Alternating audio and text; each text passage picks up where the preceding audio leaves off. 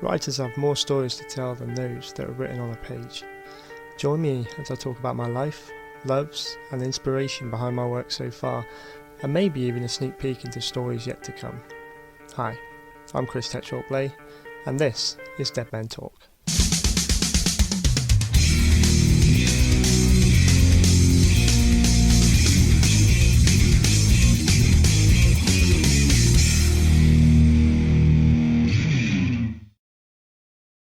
This week on Dead Men Talk, I've got a very special surprise. Well, not surprise because I told you all about it last week, but a treat for everyone. I've actually got the first guest. So rather than me just sat here talking about me, I've got somebody else on to talk about himself. And this gentleman is an author. He was born in Northumberland too many years ago to remember, and teaches history for a living. His first novel was Minstrel's Bargain, a tale of music and horror. The best combination, if you ask me. And he now lives in Newcastle upon Tyne, where he continues to write whenever he can. And when not writing or putting children on detention, he can be found pottering around the Northumberland landscape on his motorcycle, Tanya.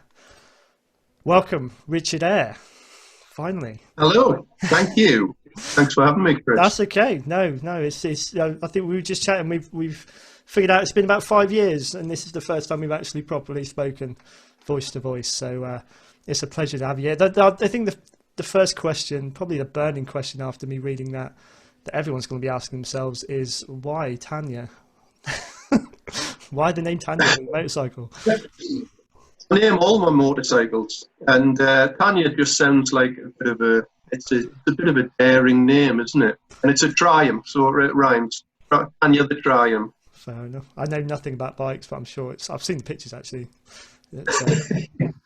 I am jealous. I always said that I always tease my missus that I would one day have a motorbike, and she'd never let me. So never know. There's years yet. So for the benefit of the listeners who probably don't know who you are yet, just give us an idea of where your writing journey started. Sort of, what you were doing before, what led into you starting writing. Well, writing is always something I've done really my whole life. Short stories, things like that. But I suppose there's no suppose about it. The first novel I wrote was Point of Contact, which is now a book. I wrote that way back when, in the Stone Age, probably about 1989, something like that. Okay. And I finished. I wrote it on a typewriter. I had a typewriter at the time, and I sent it round, physically sending it to loads of different agents. Nothing back.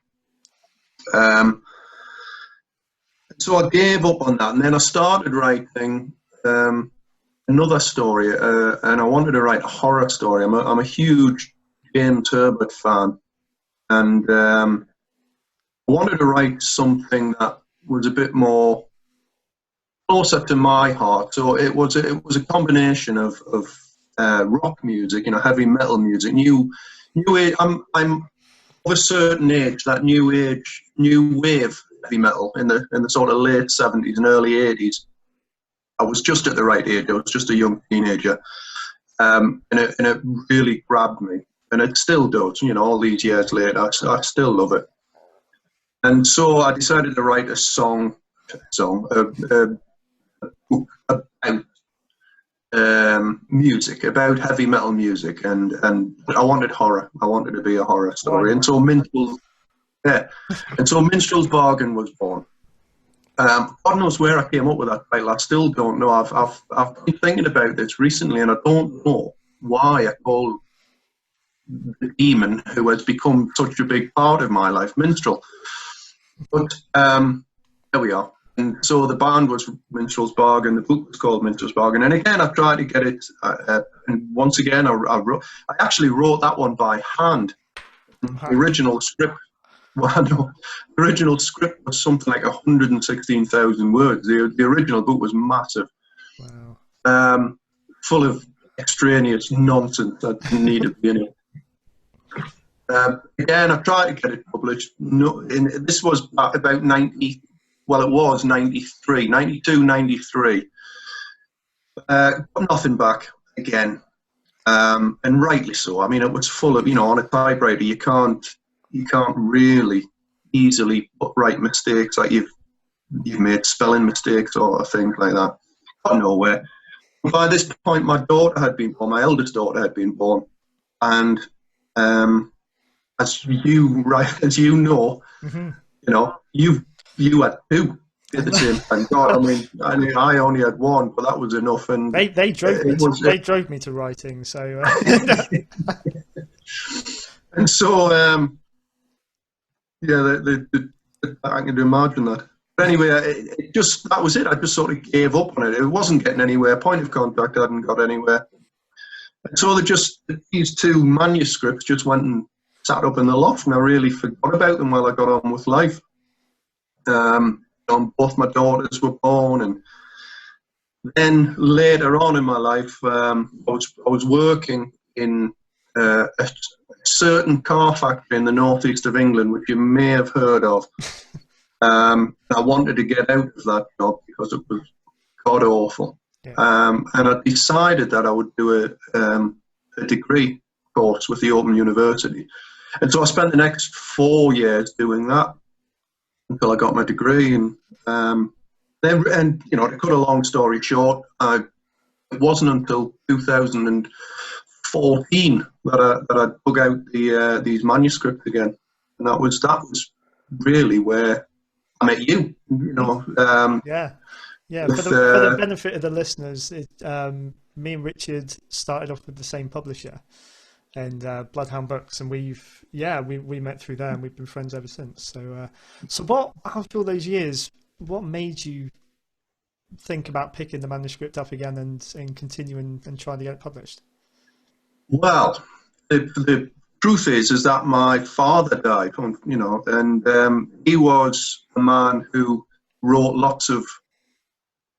He was a very artistic man. He was a coal miner, he came from that background of coal mining, which I do. Thankfully, I never went down the pit. But I was looking around to try and find someone who would publish, because he wrote daft little ditties and children's stories, and he was an artist as well. He painted and he drew, and I was really, he basically wrote a little story for all of his grandchildren, my two daughters included, but my sister's kids as well. And I was looking around for something that would take that. Yeah. And I still haven't done that, and it is something that I want to do. I want to get that out to people. I know you, as a children's writer, I got a copy of, my little grandson got a copy of your A Long Way to the Moon. Well, thank you. It's something that I wanted to do. And anyway, I was looking around on the internet. I had no idea. I'd given up on writing. I had no idea about small publishers and indie publishers, or even Amazon. It was something that had never really crossed my path. Yeah.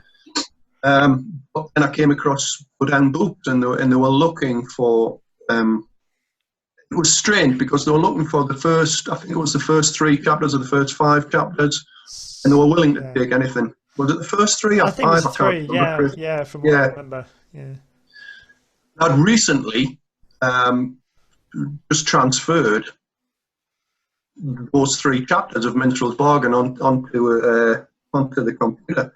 I thought, I'll send it in, I'll give it a go, and I sent it in, and they said, oh, well, we like this, can we see the rest of it? So I frantically sort of scanned all of these masses of paper into the computer and sent it off, and they said they'd take it on. And as we both know, that it didn't work out really. But what I did do, and I said this to them, I said this to the publishers, what they did do was they reawoken that love of writing again for me. Yeah.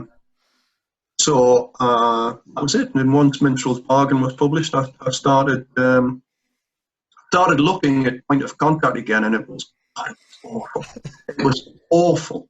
It was the most embarrassing thing to go back over a 25-year-old script. You must have done some magic to it, that book. I mean, I loved all the stuff, and I'm not just saying this, but I love all the stuff you've written. But Point of Contact was, I mean, it was quite different from Minstrel's Bargains. What I like about your stuff is you don't just follow one trend. You know, you can read any of your books, and they are quite different in style. And I think finding an author that can cross genres like that is, when you find them, it's quite special. Really. So. Yeah, I mean, I appreciate that, and it is, Point of Contact is a very different animal to Minstrel's Bargain. I mean, in all of the prophecy books, there are 3 books to do with Minstrel, which scan 30 years of really one man's life.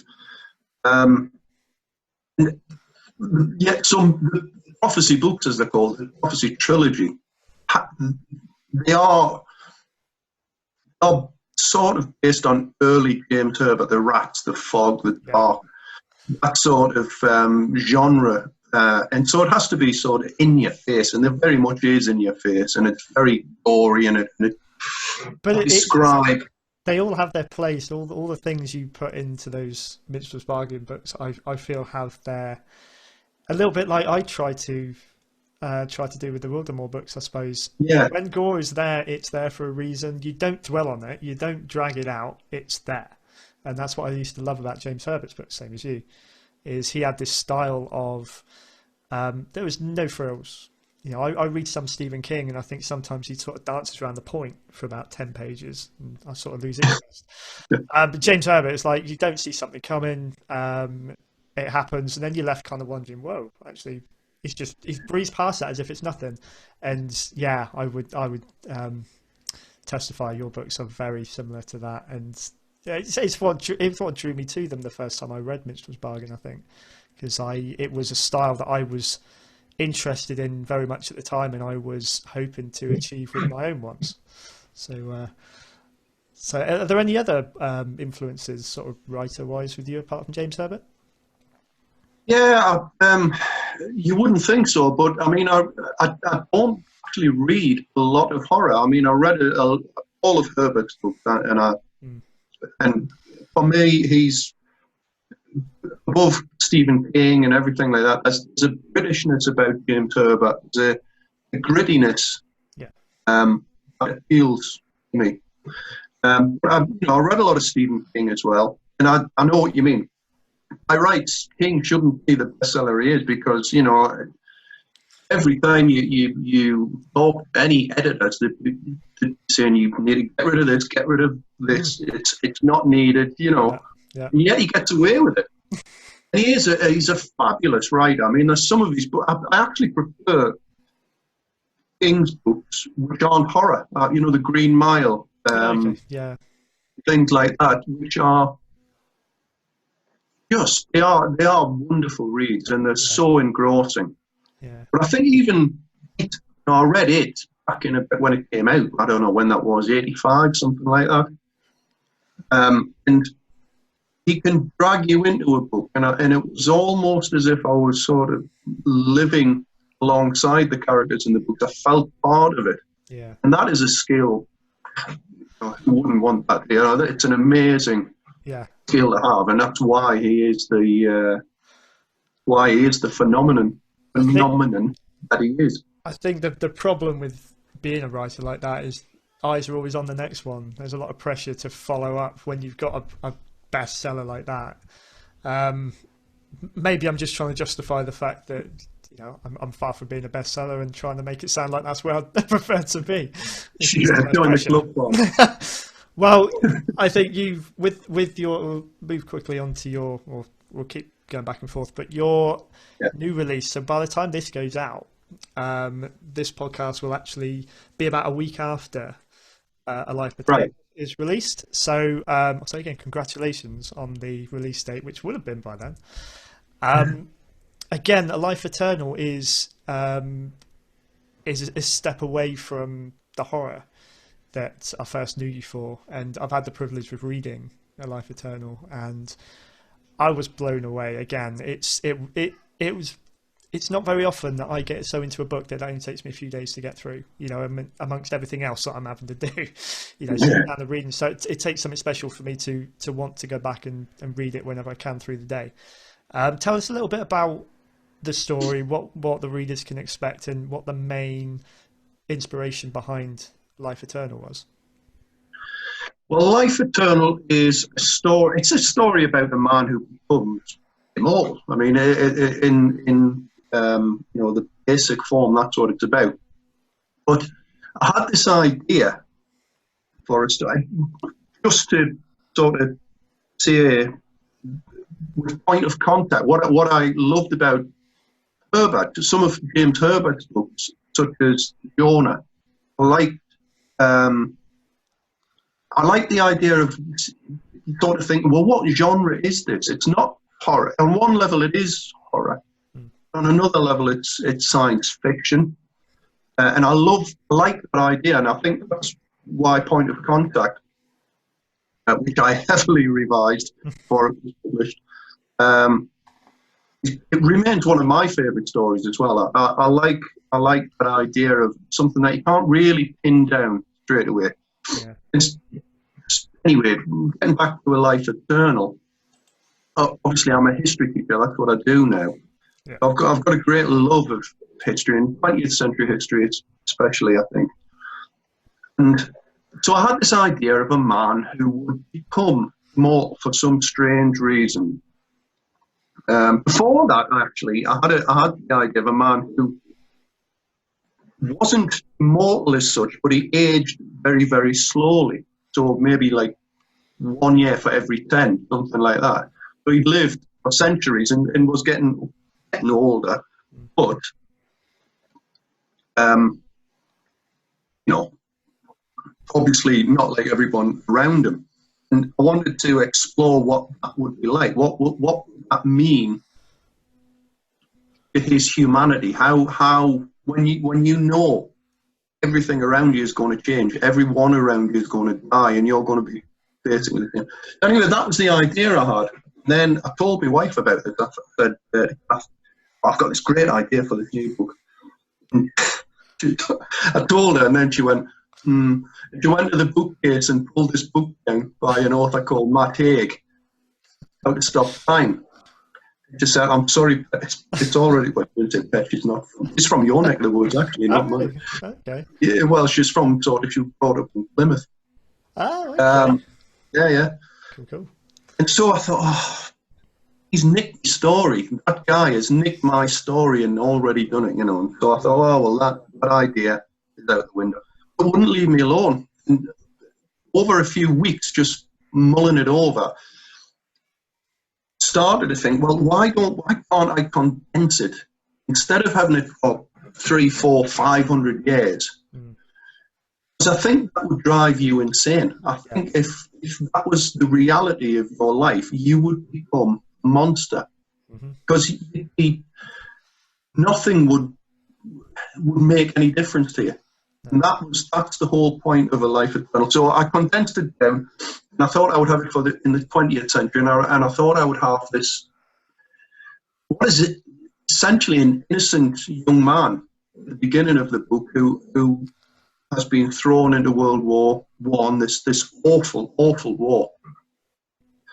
Anyway, this guy is wounded, he should die, he's pumped in a church, a French church, basically just to let him die because there's nothing they can do. His body has been shot to bits.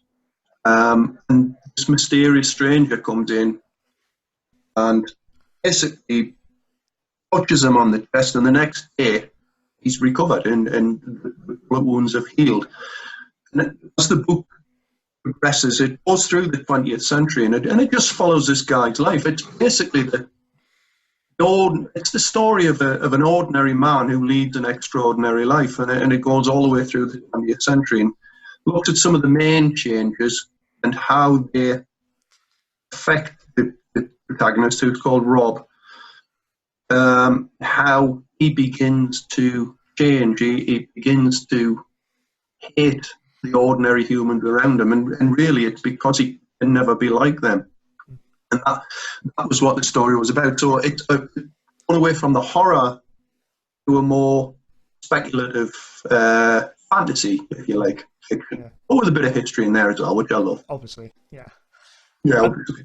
What I think I loved about reading it is you start off. I think all of us think it would be amazing to be immortal and live forever. You know, the things you could do, the things you could see. But I was totally feeling his pain as it went on. You know, and the struggles he was going through, and like you say, that the sort of the loss of everything that was making him normal. And you know, and turning him into this sort of monster who hates humanity. Before reading that, I probably wouldn't have even considered that those problems would have occurred. You know, that it would be the best thing in the world to have to worry about dying or anything or growing old. Yeah. But no, I can't wait to see the success that brings you. It's such a good. I cannot recommend it enough to anyone listening to this. It is. Oh, well, thanks, mate. It is. That means a lot. It is a masterpiece, and I have tended to say every time I read something of yours that I think it is the best that you've done. I really truly think up to this day this is it. As big a horror fan as I am, I would happily read this one time and time again. Well, that's good. I mean, you know, it came from, actually, I wrote a short story. I didn't win a competition. I came third. The story of my life. I came third in a short story competition. It was a story called Reflections in Silver and Gold. And it was basically just a story. It was the first time I'd stepped away from that science fiction horror thing. I wanted to write something about emotion rather than event, if you know what I mean. Yeah. And I wrote the story. The story is basically about an old man in his 90s, and he goes back to Rome, and he thinks about when he met this woman in Rome during World War II, and she died, and he's gone back to Rome for a. I'm not going to spoil the story. If anybody wants to read it, you can. And hopefully, it will be out. I'm trying to put together another short story anthology, so that one will be in there as well. Brilliant.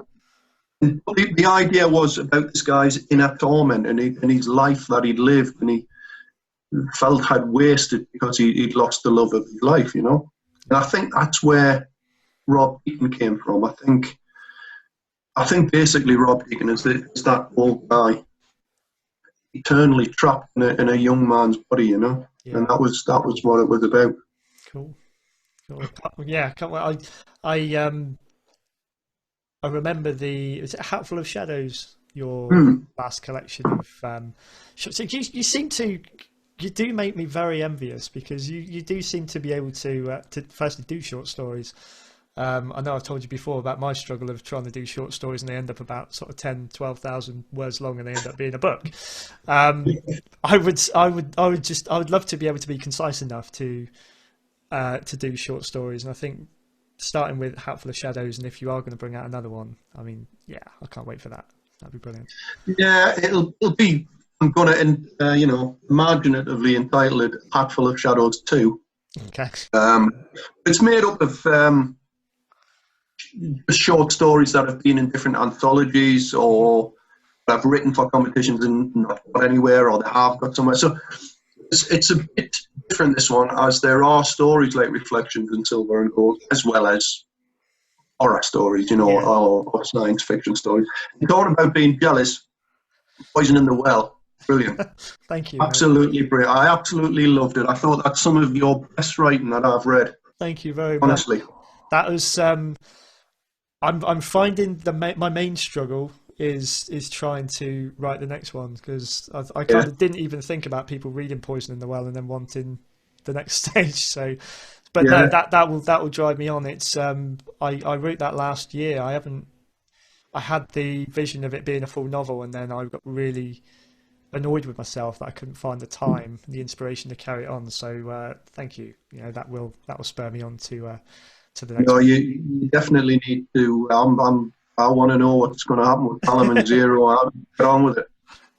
Zero's quite Zero Morden. I haven't talked too much about Poison in the Well yet, but yeah, Zero Morden is probably gonna be the character with the most story to tell out of all the ones. I mean, I you know, with the Trickerjack, I've got a lot of material Oh, he's left in another him. jacket. We've got to actually get together at some point and do this Minstrel Trickerjack Oh, crossover that yeah, we said about. absolutely. So on that, are there any plans to bring Minstrel back? Any more in the back of your mind? There is. I was at the end of the last book. I made sure. I thought, now I'm going to kill him off because I'm sick of him. I'm sick of writing about these same characters, and so. But I do miss Minstrel. I like him. He's so purely evil that I just think. Yeah. I tried to bring in a little bit of reasoning in the last book for his just his absolute hatred for humanity. Yeah. So yeah, I would like to do something. I've got this idea. Of setting it. Maybe it's just a short story, or maybe it's a little novella, like Poison in the Well, sort of. Maybe it's that same sort of length. Set in the '60s in America, in sort of San Francisco with the hippies and the That would be flower power, yeah, and right. him and Minstrel being one of these, what was it called? It's completely fallen out of my head. Forget about it. I know. I think I know what you mean. I can't find the word either. I know. I think I know. Yeah. That's, Anyway, that's what I thought, because I thought the hippies would be good to kill in horrible ways. So that could almost be like not necessarily an origin story, but like a prequel sort of. This is what I got just up a to little before. addition. Yeah, that would be cool. That's kind of what I did, because when I created the Trickerjack, I had it was only going to be one story. And then off this family holiday over to the Isle of Wight and the history of Black Gang that I discovered for myself, I then thought there is something I could actually do, like an origin story, and I was quite pleased with how I developed that. But then there is still about a good 200 years of his history that I could fill in somewhere. It's Absolutely. I think it's great. It can have a character that you can go back to. You can either leave alone and he's told his story, or you've got the freedom to go back to it. And sort of. Yeah, absolutely. Yeah. So I think the strong characters, Minstrel and Trickerjack, are both very strong characters that you can drop into lots and lots of different situations, and it would work. Yeah. And this is why we do really need to get together. And I think we do. Yeah. I mean, we should just start writing just stuff, pass it back and forth to each other. Sure. Yeah. Let's not waste any more time. We've been talking about it for about 3 years, so no rush. But I had a great question then. Yeah. That's gone off the tip of my tongue. So, what was the main inspiration behind going back to Minstrel's Bargain? The character of Kit Bazaar, or the band as a whole, Minstrel's Bargain. Was there one in particular that you were trying to base that on? It's based on a lot. The Kit Bazaar, especially. I think out of all of basically Minstrel takes over the bodies of different people, and in the first in Minstrel, and it is set in the late '80s. So Kit Bazaar, I suppose, is sort of based on somebody wrote somebody wrote a review, and for them it was always like a dark Jim Morrison, they said. Okay. And I can sort of see that. I think that the in your face Minstrel, when he actually sort of emerges, that was Gene Simmons from Kiss, 100%. That persona of the demon. Yeah. I'm a huge Kiss fan. Okay. I think that's where it came from. But I think he's made up of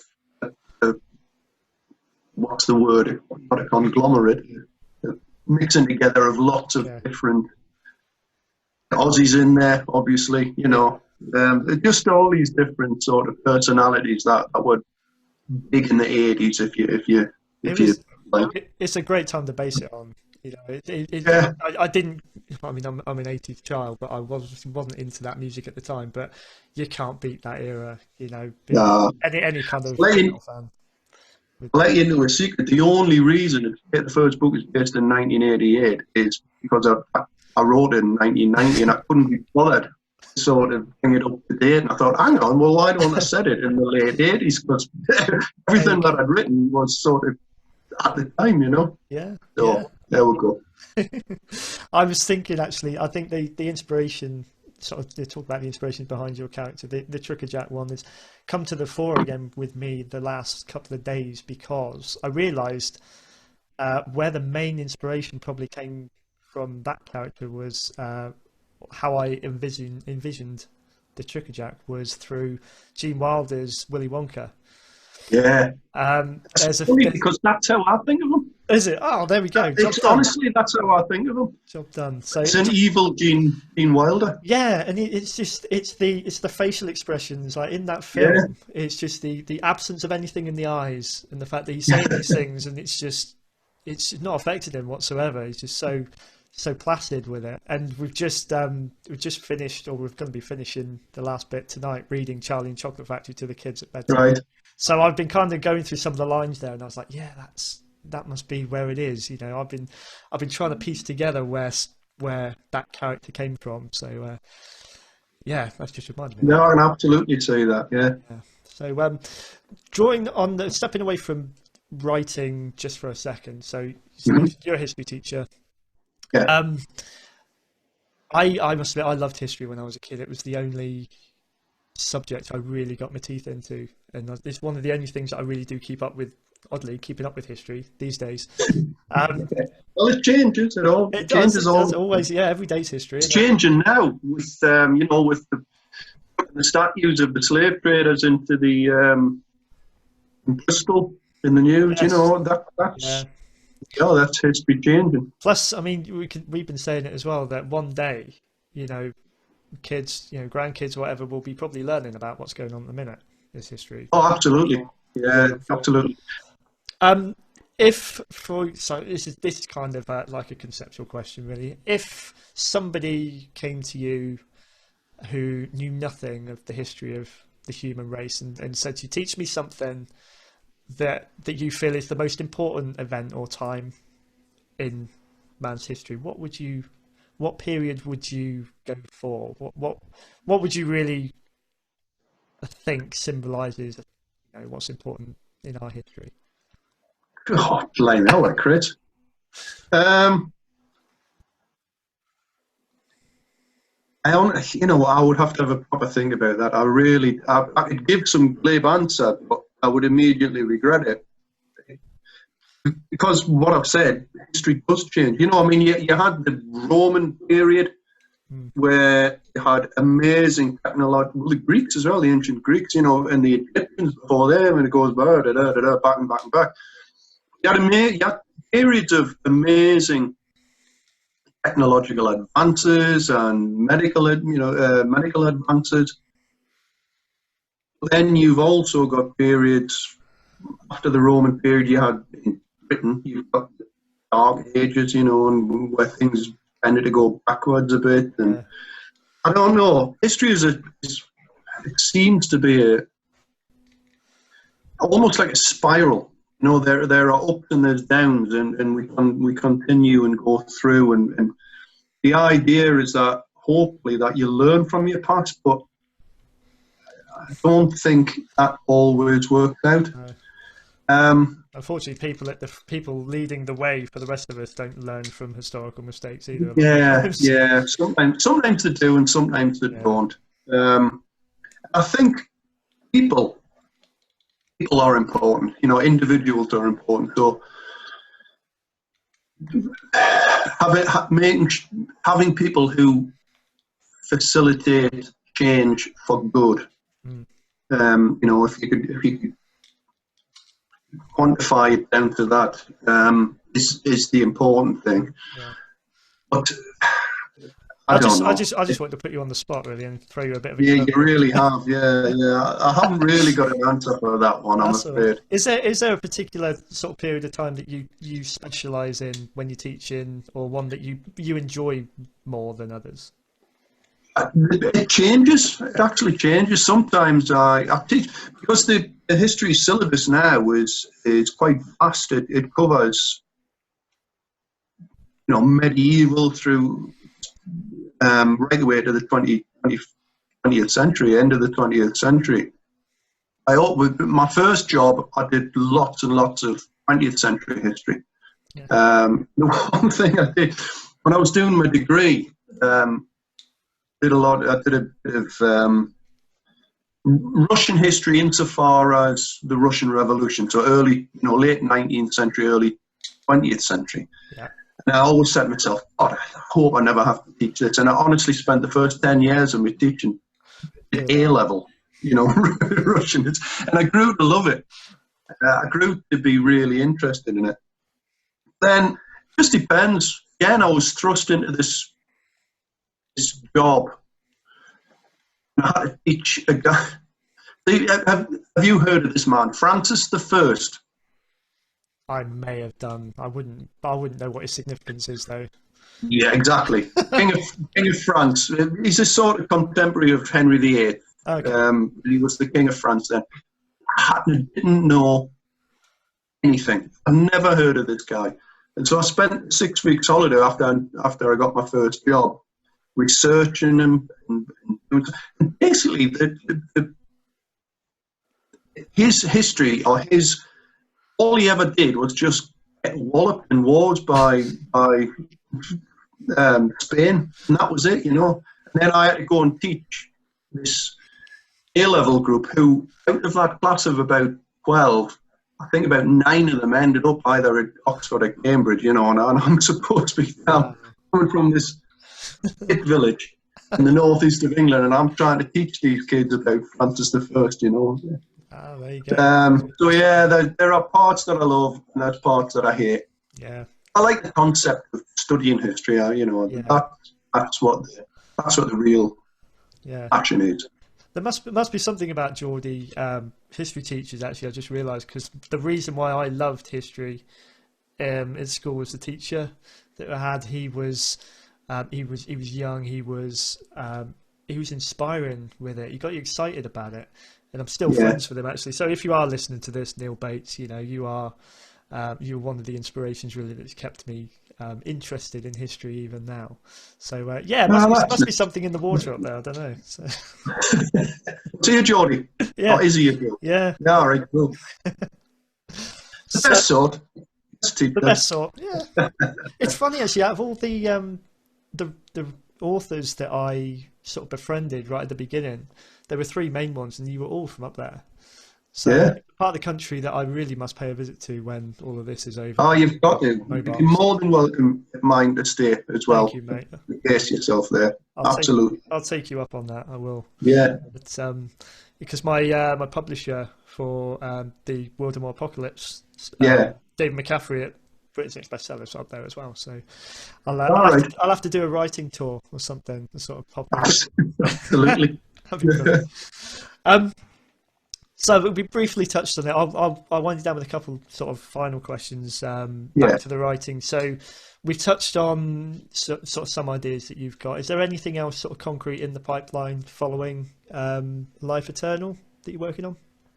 Yeah, it's been, I don't know what you've been like, but this coronavirus and the way things are at the minute completely has just bamboozled my writing. I can't. Same here. I haven't been able to really concentrate at all. And I consciously thought, right, I've got to do something. So I've written a short story, which I've just about finished, only a couple of thousand words.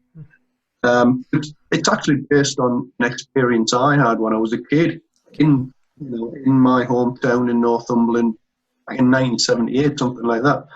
So I've written it, and it was good because it's got this sort of creative juices flowing again.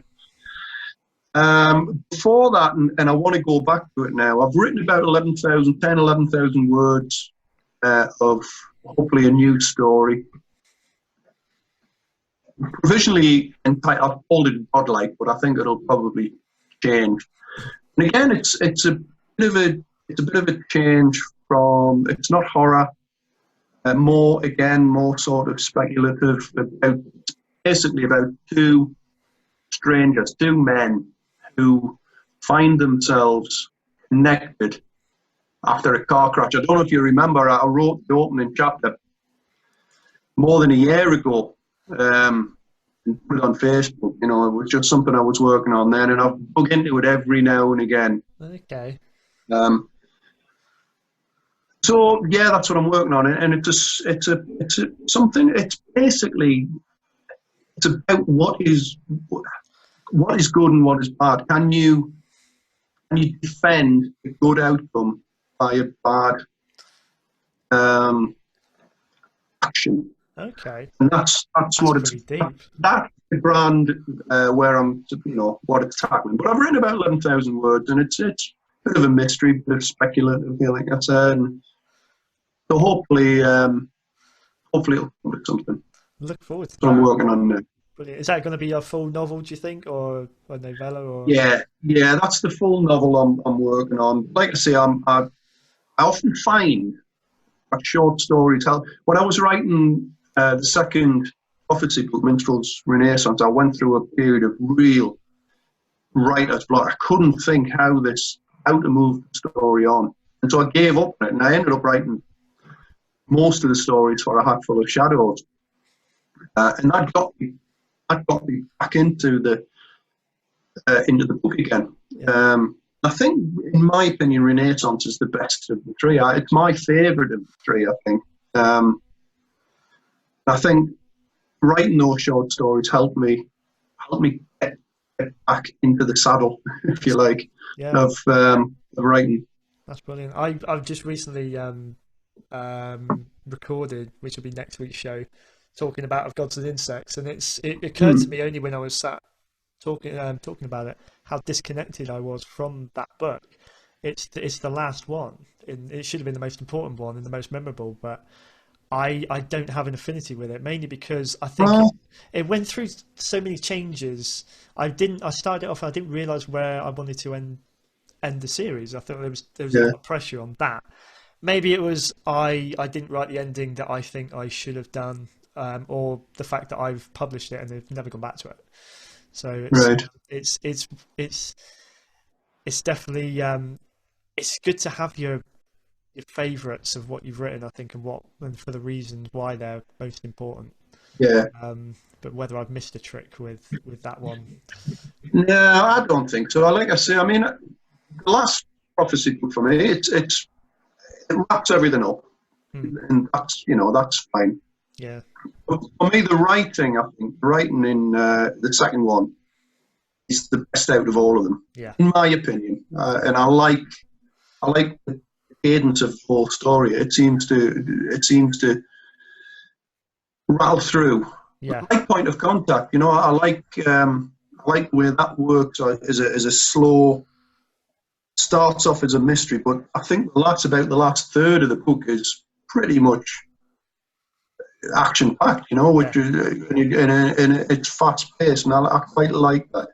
I think you're building when you write in the middle book and you're building towards you got it's one of the points I made with Sowing Season. I think the first book you lay in the groundwork, the last book you got the pressure of ending it. In the middle you can have some fun with that, because you can leave it on like you say, an action sequence that gets people wanting the last one. I compared it rather grandly to Empire Strikes Back. You had to have a link to the first one, but hook for the third one as well. And we all know how the third one with the Ewoks. I've never a massive Star Wars fan, but I remember still being inspired by Revenge of the Sith. Oddly enough, it's that moment when Anakin becomes or is becoming Darth Vader. That's something that I took into Acolyte when I was sort of turning Lucas Samwell into the Reaper at that point, sort of telling his story. Yeah. It was exactly the same kind of thing, because I thought, this guy turns bad, but you still feel really affected by the process in which it happens. So Yeah, absolutely. It's that is that good and bad, isn't it? It's that what makes one person go down a certain route. exactly. Yeah. And sometimes it's I always try and have a little bit of reasoning for it. There's no cartoon baddies, just pure evil. I don't think they exist. No. I think bad people always have one or two good attributes, Yeah. in their own mind at least. Yeah. And I think if you can write that and if you can put that down on paper, it makes things more realistic. Even if you're talking about something like the Wilderness Apocalypse or the Bargain Book, or even the new book, even A Life Eternal. Obviously, it's based in real life. Yeah. But it's this man who has this weird, strange life and is almost looking at life from the outside. He can't get inside of it. He can't become part of it. No. And that was what I wanted across in that. And I always try and find just a little bit of humanity. Now, I did that for Minstrel in the last book. There was a little spark of, maybe he wouldn't have turned out as the way he did if things had been different in his own life, Yeah. Yeah. That makes the saddest characters, I think, when you see what at the end of their existence or the end of their storyline, just one little thing could have changed it all. But that's how it goes. Life, innit? It is. One of the final questions then from me is I read the interview that you I think put out on Facebook today that you'd done with your new publisher. There was one point you made in there which I thought was it really sort of clicked with me, was the importance of the title, because you had to change the title of it sort of in the run up to release. How disappointed were you? How attached were you to the original title? I was very attached because it is the essence of the story, and that's as I said in that interview.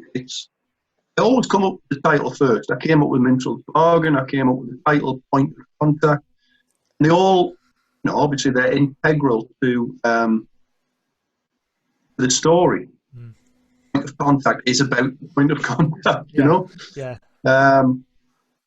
And so it was called Passing It Along because that is integral to the story. Yeah. But I think you've also got to,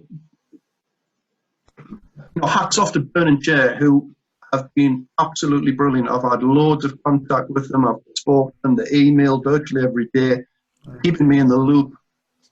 And after, the other two publishers I've been with, not that there was anything inherently bad about them. It just seems much more professional and much. I really feel that they believe in the book and they believe in the story.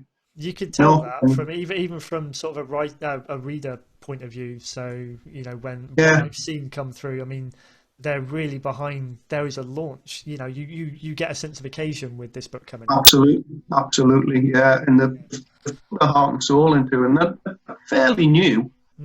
But it was just when I eventually went with it, because I trolled this thing around agents for a year.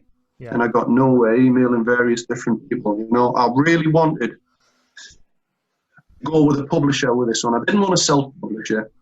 I wanted to be with a publisher. Yeah. I thought it deserved it. I think personally, I think it is a decent story. And it is fantastic. I can't wait. And so Burning Chair can't fault them. They've been really, really, really good. And because they're so professional, there was a lot of editing, and I had to change a fair few things about it. It's difficult. It's hard because self-publishing, you can just go, that's it. I'm leaving it in.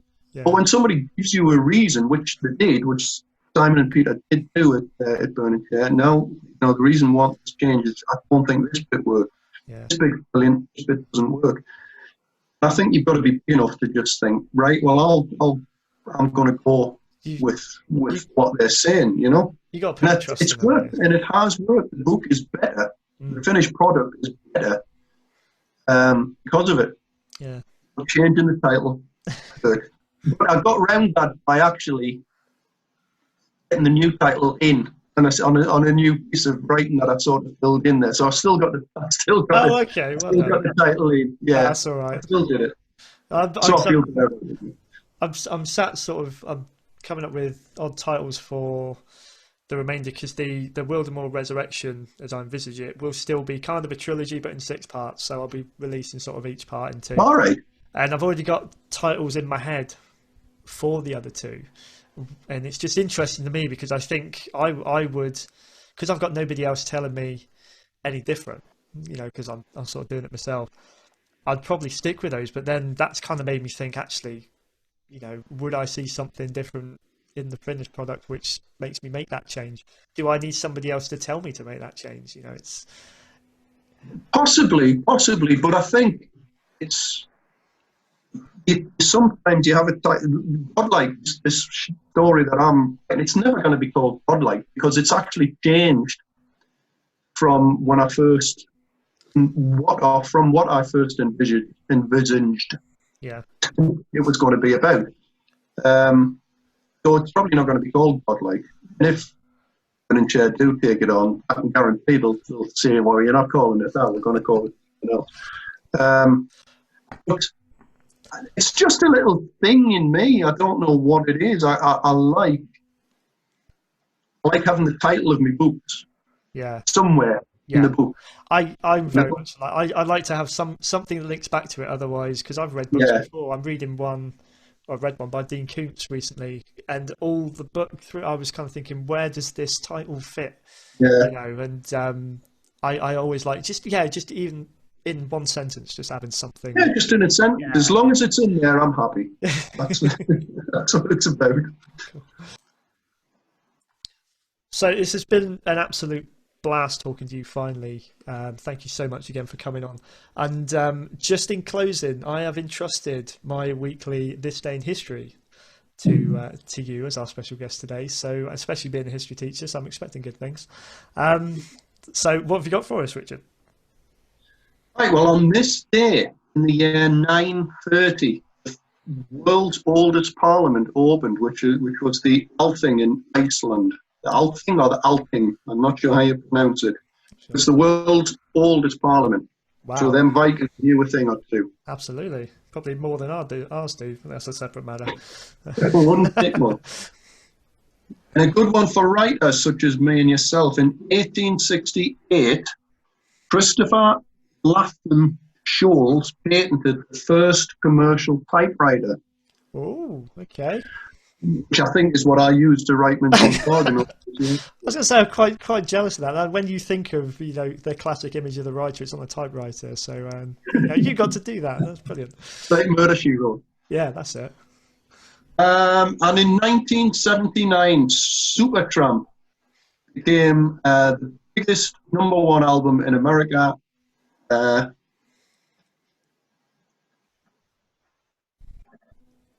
Breakfast in America, that's it. I was trying to read my own writing there. Breakfast in America. Became the biggest, became the #1 US album, which is a good album. It's a good album. I haven't got it, but I like the songs on it. I've not listened to a lot of Supertramp. Maybe I'll go and find that one out. The beauty of Spotify, you don't have to spend any money to try out. Yeah. And I can listen to I can listen to this on Spotify as well, which is where I listen to it. Oh, there you go. Yeah, and yeah. So any listeners who have just tuned in, that's a great recommendation. You can get this podcast on any, or not any, but most of the main podcasting platforms: Google, Apple, Spotify, or you can listen to it on Anchor FM, where it's hosted. So yeah, no excuse really not to hear this and any past or future episodes. Again, thank you so much, and all the best. I wish you all the success with the new book. It deserves to be up there with the bestsellers, mate. Well, thank you. Thank you for having me on, and it really is an interesting podcast. I really have enjoyed it. I haven't listened to the fourth one yet, but because I've been at work and stuff. But I will be listening to probably tomorrow, which doesn't make much sense when this goes out. But that's fine. No, really interesting. It's nice listening to you talking about your background of the books and your thought processes and stuff. It's nice to listen to a writer speak about things like that. Thank you. And thanks for having me on. No, really thank you very much. And you never know, have you back again when your name's in lights with this one. You know. Yeah. Hey, you know. Think positive. It is a. I would say it again to anyone listening. There's A Life Eternal by Richard Ayre. By the time this goes out, it will be available. You won't have an excuse not to buy it. It's not to be missed. So thank you very much. Thank you, mate. Thanks again for coming on. Thank you. Cheers.